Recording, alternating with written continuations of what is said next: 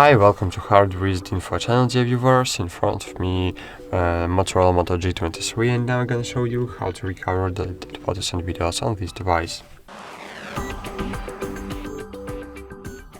So, firstly, open your photos and find here,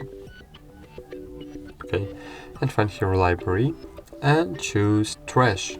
And here you will see all your deleted photos and videos. For example, I want to remove this photo from my device.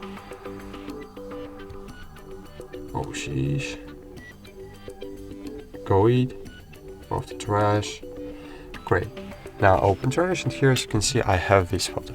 And to restore this photo, just click restore, and great. That's it.